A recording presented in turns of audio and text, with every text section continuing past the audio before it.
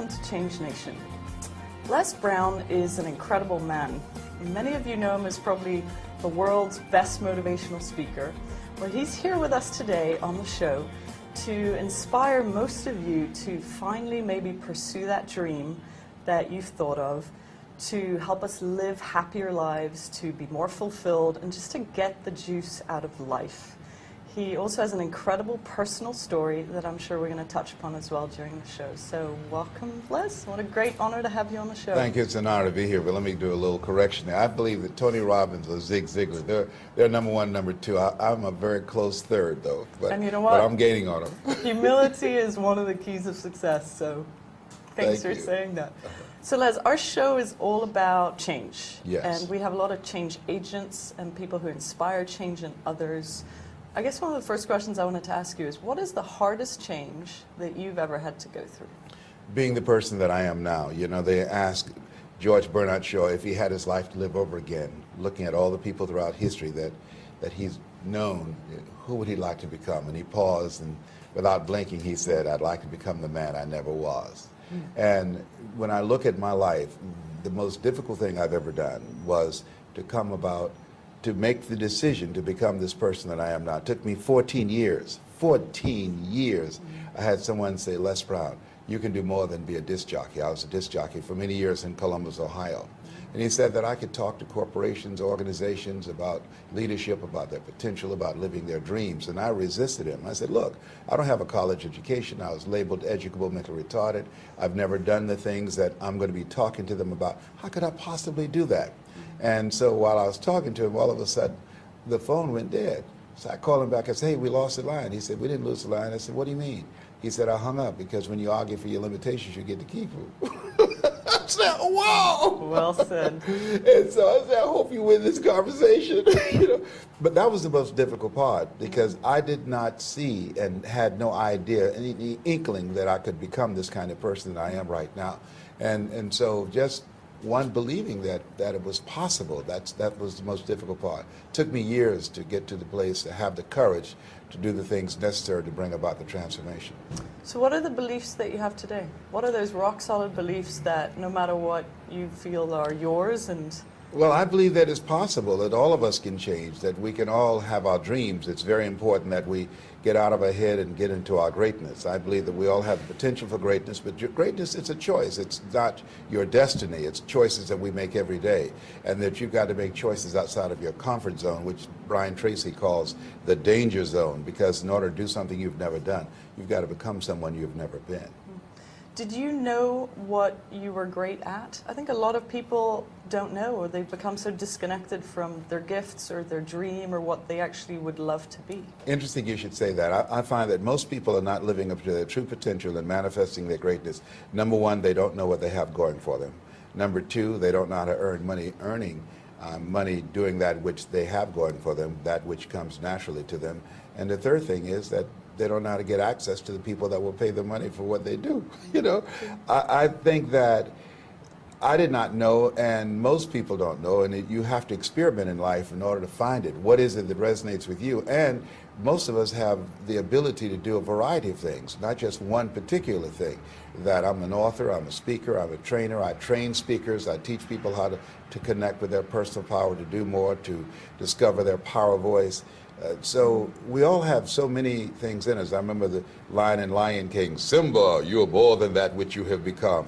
Yeah. And I think every day that we have to remind ourselves that we're more than what we have become thus far, and that life is about challenging and taking some risk. Viscott said, if you're not willing to risk, you can't grow. And if you can't grow, you can't become your best. And if you can't become your best, you can't be happy. And if you can't be happy, then what else is there? So Les, in what way today in your life are you way out of your comfort zone?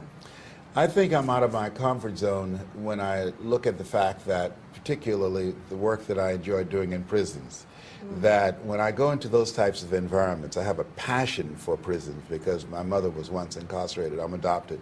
And so when I go in there, that to be able to create an environment where people can say within themselves, I can, in spite of the inhumane treatment that I'm receiving while incarcerated, in spite of the fact that I'm no longer a person, I'm a number, in spite of the fact that I'm in an environment where they're designed a system to make me bitter rather than to make me better, to give them some hope in the midst of that, and to give them the mental stamina to hold on, because that's one area that I can't say I can identify with you.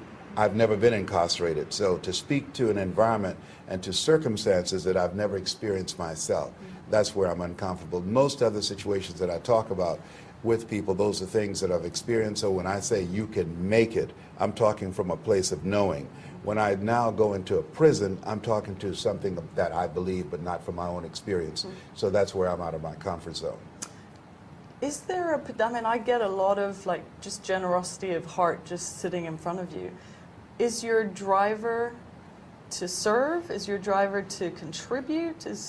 What drives you? It is to serve, because my mother, she adopted 7 children at age 46, and I always say that all that I am and all that I ever hope to be, I owe to my mother. That's an Abraham Lincoln quote. I saw a sign once that said, God took me out of my biological mother's womb and placed me in the heart of my adopted mother. So I'm very much like her. They called me Mamie Brown's baby boy.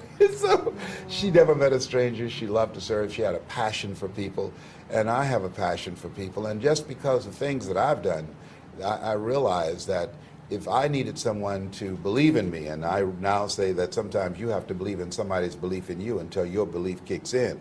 So it's not even necessary that you believe sometimes. You just need a little help to get over the hump.